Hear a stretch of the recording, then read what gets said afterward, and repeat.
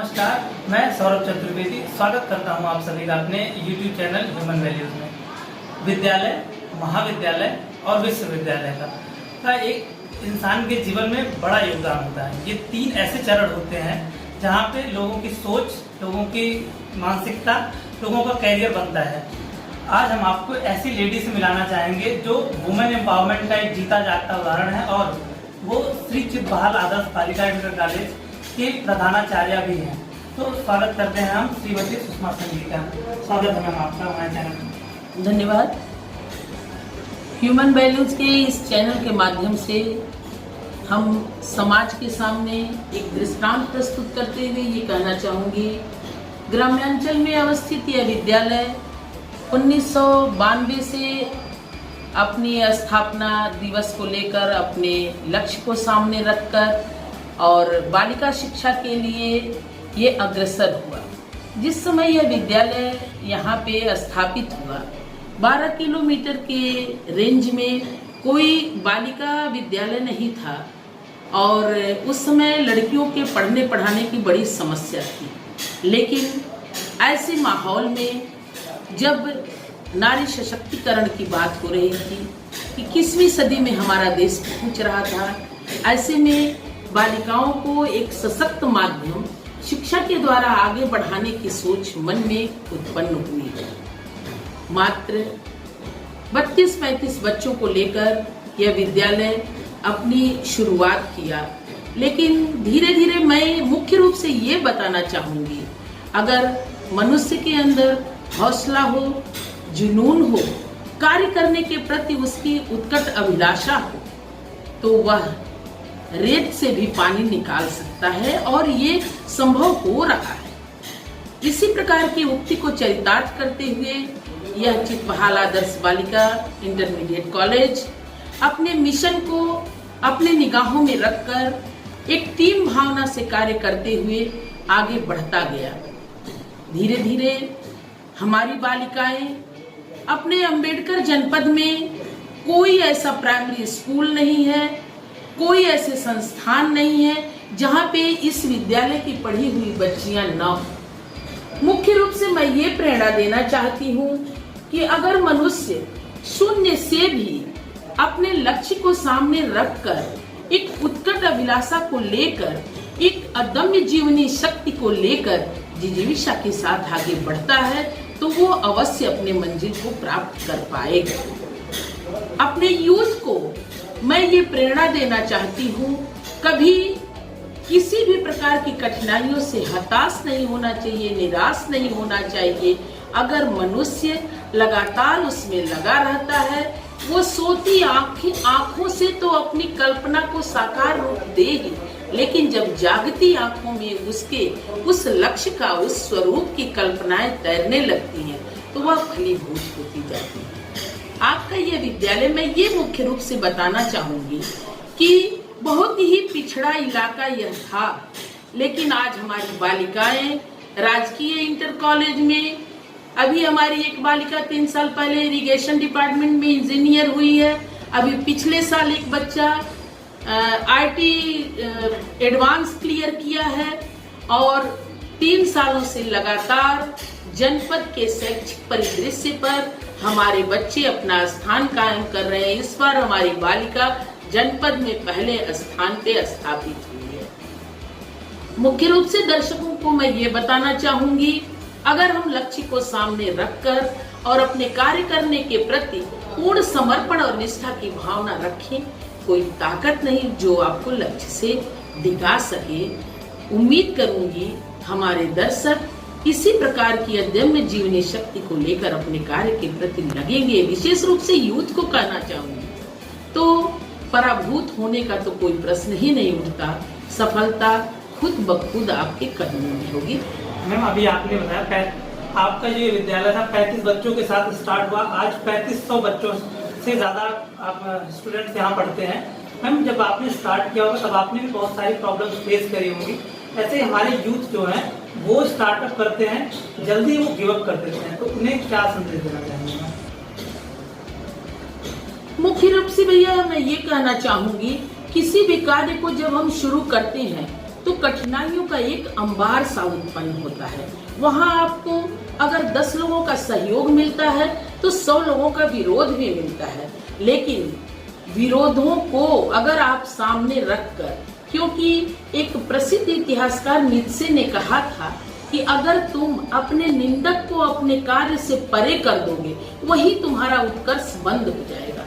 निंदक तुम्हारे सामने रहेंगे तो तुम उनसे सीख लेते हुए, उनसे प्रेरणा लेते हुए, उनके छिद्रान्वेषण से अपने अंदर उत्साह को उत्पन्न करते हुए तुम आगे बढ़ते रहोगे। तो मुख्य रूप से मैं अपने जो हमारी यूथ है, जो हमारे दर्शक हैं, यूथ ही तो देश के, समाज के, परिवार के भविष्य है। मैं भविष्य से अपने कहना चाहूंगी कि वो इस तरह की कठिनाइयों से हताश न हो, क्योंकि मंजिल उन्हीं को मिलती है जिनके हौसलों में जान होती है।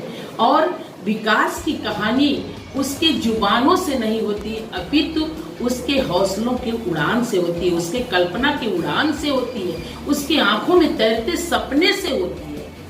तो इस तरह का भाव रहना चाहिए। एक लक्ष्य अर्जुन और एकलव्य की तरह अगर यह पूछा जाए, जैसे अर्जुन से प्रश्न किया गया कि तुमको मछली का क्या पोर्शन दिख रहा है, तो अर्जुन ने कहा था कि केवल मछली की मैं आंख देख रहा हूँ, न कि शरीर। इस तरह अगर उसका उद्देश्य, उसका लक्ष्य उसके सामने है मछली की आंख की तरह, तो अवश्य वह निशाना को पार करेगा और अपने मंजिल पर पहुंचेगा।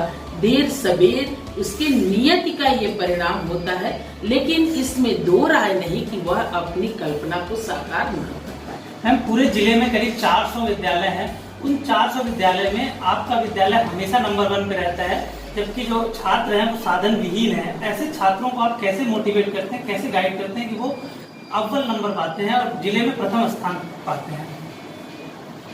धन्यवाद सौरभ जी ऐसा प्रश्न करने के लिए। मैं ये बताना चाहूंगी कि साधन कभी बंध्या नहीं होता और किसी के उत्कर्ष में, किसी के आगे बढ़ने में उसके द्वारा कोई रुकावट नहीं होती, क्योंकि तमाम सारे ऑप्शंस हैं, तमाम सारे दृष्टांत आप लोगों के सामने है। हमेशा पेपर में निकलता रहता है कि ऑटो चालक का बेटा IAS बन रहा है, बर्तन मांजने वाले की बेटी IAS बन रही है। ठीक उसी तरह ऐसे ग्राम्यांचल में हमारा ये अंबेडकर नगर का सबसे पीछे का ये हिस्सा है जो कि पिछड़ा है। शिक्षा के क्षेत्र में पहले बहुत ही पिछड़ा था, अब कुछ कुछ लोगों में जागरूकता उत्पन्न हो रही है। लेकिन ऐसे बच्चों के गार्जियन को, और क्लास में जब भी हमारी टीचर्स टीम जाती है, मैं हमेशा अपने टीचर्स को कहती हूँ कि यह मत कहिए विकास में कभी भी साधन आड़े नहीं आता है। बच्चों में अगर उस तरह की प्रेरणा है, उस तरह का उत्साह है, तो वो अपने परिश्रम के द्वारा वो अपने कार्य को हल कर सकते हैं, क्योंकि परिश्रम और उत्साह व्यक्ति की एक ऐसी पूंजी है जो कठिन से कठिन परिस्थितियों में भी उनको आगे बढ़ने की प्रेरणा देती है। जैसे हमारे सैनिक, हम लोग 0 डिग्री तापमान में नहीं रह सकते, लेकिन हमारे सैनिक वहां पे ड्यूटी करते हैं और कोई ऐसी कठिनाई उनको पीछे पराभूत नहीं कर पाती है।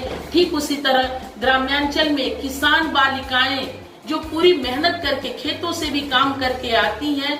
अभी हमारे यहाँ जो 7वें नंबर पर बच्ची मंजू गौड़ आई है, उसका पिता ऑटो चालक है, उनके रोजी रोटी का एक वही साधन है और वह बच्ची 7वें नंबर पे आई है। तो इस प्रकार ये सिद्ध हो जाता है कि अगर व्यक्ति को आगे बढ़ना है तो एक उसकी ऐसे कोच होने चाहिए, एक ऐसी टीम भावना के द्वारा शिक्षकों को बच्चों में ये प्रेरणास्पद तथ्य भरना चाहिए, जिससे हमारा बच्चा उस प्रेरणा को लेते हुए आगे बढ़ने के लिए खुद को तैयार करे। कहा भी गया है कि खुदी को कर बुलंद इतना कि हर तकदीर से पहले खुदा बंदे से ये पूछे बता तेरी रजा क्या है। जहाँ पे नियत भी मौन हो जाती है, ऐसे में ग्राम्यांचल के ये बच्चे अपनी सशक्त उपस्थिति दर्ज करा रहे हैं और आगे बढ़ रहे हैं। धन्यवाद सौरभ जी इस तरह के प्रश्न करने के लिए। मैम, आप हमारे चैनल के बारे में हमारे दर्शकों से क्या कहना चाहेंगे? यहाँ पे उपस्थित दर्शकों से मैं ये कहना चाहूंगी कि ह्यूमन चैनल जो नाम ही दिया गया है, जो मानवीय वैल्यू की स्थापना करने चाह रहे हैं, वास्तव में सौरभ जी आज वर्तमान परिदृश्य में पूरे राष्ट्र को, पूरे परिवार को, पूरे समाज को मानवीय मूल्यों की ही आवश्यकता है। अगर इस चैनल के माध्यम से अगर हम अपने यूथ में मूलभूत मानवीय मूल्यों की स्थापना कर पाते हैं तो वो विकास की एक नई सुरसत प्रवाहित करेंगे और जिसकी अक्षुण्णता समाप्त हो रही है उसकी हम स्थापना कर पाएंगे, क्योंकि हमारे यूथ में यही चीजें ह्रास की तरफ बढ़ रही हैं। ऐसे ह्रास के समय में इस चैनल के द्वारा अगर हम कुछ यूथ को भी मोटिवेट कर पाते हैं और धीरे धीरे वो बातें अगर आगे तक बढ़ती रहती हैं तो वास्तव में वह समाज के लिए एक नया आयाम स्थापित करेगा और ये ह्यूमन चैनल के माध्यम से धीरे धीरे हम उन मानवीय मूल्यों की स्थापना कर पाएंगे जिसकी आवश्यकता है, क्योंकि धन शक्ति के रहते हुए भी अगर व्यक्ति के अंदर मानवीय मूल्यों का पतन होता है तो वह समाज व राष्ट्र कभी विकास की तरफ नहीं बढ़ पाता है।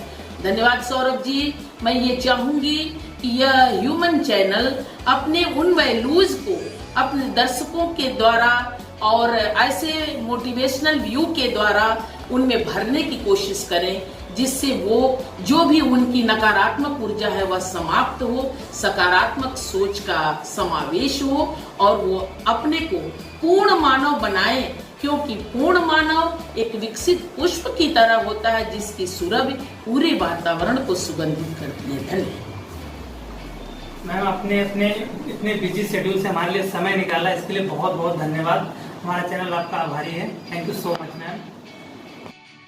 इतने बेहतरीन शिक्षकों के साथ जुड़ने और उनके संरक्षण में शिक्षा प्राप्त करने के लिए अभी स्क्रीन पर फ्लैश हो रहे नंबर पर कॉल करिए और अपनी एडमिशन सीट बुक कराइए।